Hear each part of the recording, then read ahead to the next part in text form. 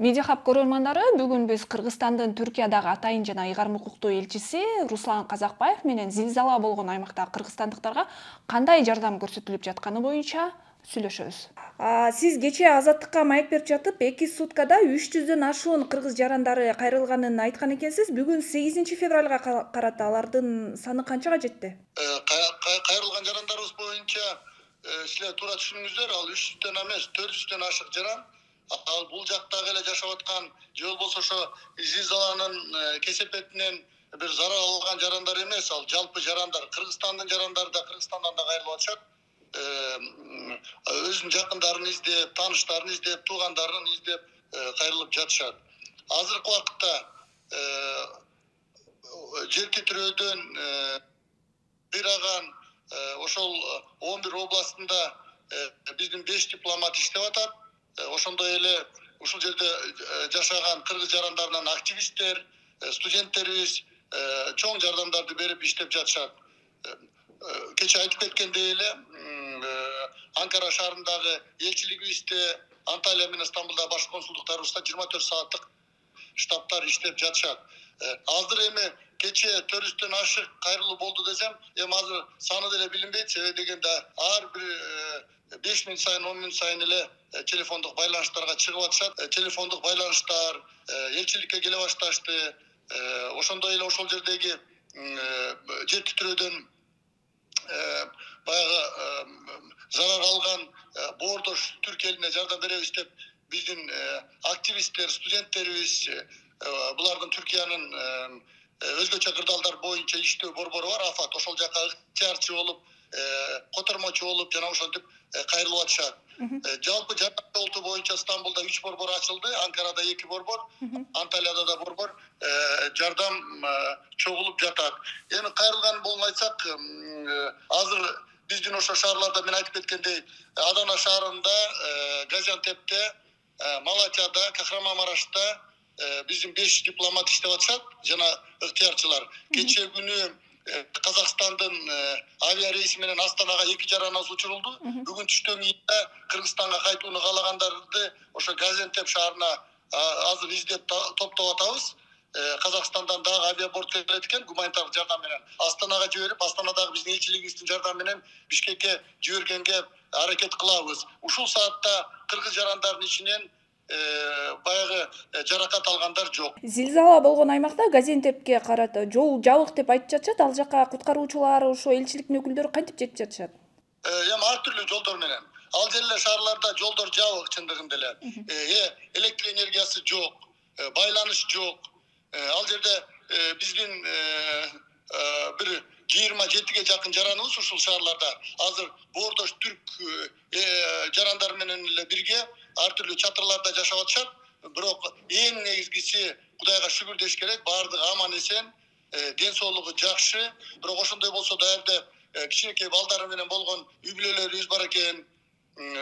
Ошондой эле баягы боюнда бар эжекелерибиз бар экен. Алар менен байлашып, азыр алардын жанында биздин дипломаттар бар. Көпчүлүгү, бир бөлүгү Кыргызстанга кайткысы келишкен жок. Алар ошо Түркиянын башка шаарларындагы тааныштарга, биздин активисттерге Анталия, Стамбулга, Анкарага барабыз деген ниеттерин кылып атышат. Анын үстүндө дагы иштеп атышабыз. Бирок эми дипломаттардын саны, консулдардын саны жетишпейт, бирок баардык аракетти жумшайбыз. Газиантепте биз болжол менен бул жакта 3000дей кыргызстандыктар барбыз деп айтып жатышат. Алардын баары тең каттоодон өткөн эмес экен. Каттоодон өтпөгөндөр дагы кантип, аларда маселе жаралган жокпу? Сиздер менен байланышууда же башкада? Байланышуу болуп атат. Эми чындыгын айтканда, биринчи күндөрү, ошо зилзаладан кийинки биринчи күндөрү бизге кайрылуулар болгон, телефондор берилип, мисалы үчүн Газиантептен 4 кишини таба алышпай, Аданадан 3 кишини таба алышпай, берки Малатия шаарынан 2 кишини, алардын көпчүлүгү дээрлик 90% байланышка чыгып, биздин байланышка чыктык, издеп таптык. Элчилик 24 саат Түркиянын президенттик аппараты менен, тышкы иштер министри менен, анан өзгөчө кырдаалдар боюнча борбор АФАТ менен биргелешип иштеп жатабыз. Булар дагы эми өзгөчө ыраазычылык билишибиз керек. Кандай кыйынчылык болбосун, кандай кыйналгандарына карабай, чет өлкөлөрдүн жарандарына да өзгөчө көңүл буруп жатышат. Бирок жана айтып кеткендей, ал 11 областтын көп шаарларында азыр акыбал кыйын. Канча кыргызстандык анда мекенге кайтып келүү ниети бар экендерин айтып жатышат алар. Эми жалпы жөнүнөн айтканда, түз Кыргызстанга кайтабыз дегендер бир 30га жакын жараныбыз.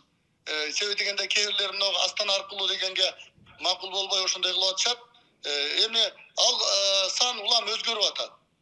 Бир күнү бир 20га жакын Кыргызстанга кайтабыз дешип атат. Анан бирок бир күндөн кийин алар кайра баш тартышып, Түркияда эле калабыз, башка шаарларга кетебиз деп, себеби дегенде баягы тууган ташкандар телефон чалып атышат, достор телефон чалып атышат. Ошондой болуп, алардын дагы мындай ойлору күн сайын өзгөрүп жатат. Азыркы күндө Кыргызстанга кайтабыз дегендер бир 25 кишинин тегерегинде, ошол областтарда. Анан эми башка Түркиянын тынч областтарында дагы Кыргызстанга барабыз дегендер бар. Алар Стамбул шаарына барышып алып, билеттерин алып кайта беришсе болот. Газиантепте иштеп жаткан кыргызстандыктарды мындан ары Түркиянын башка шаарынан жумушка орноштуруу боюнча да элчилик көмөк көрсөтөбү? Эми бул мындай жардам бериш кыйын, өзүңүздөр билесиздер. Себеби дегенде Түркияда эми расмий иштеп аткандар бар, башка жолдор менен иштеп аткандарыбыз бар. Анан буяктагы миграциялык мыйзамдагы баягы акыркы жарым жыл дейли, акыркы бир жылы Сириядан бияка көчмөндөр 3 миллион, Ирактан келгендер көп болуп атат.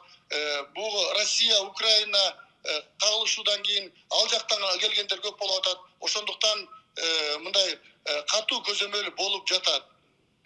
Анан ошондуктан эми элчиликке бардык жерге эле жумушка орноштурабыз деп, жардам беребиз деп айткандан туура эмес болот го дейм.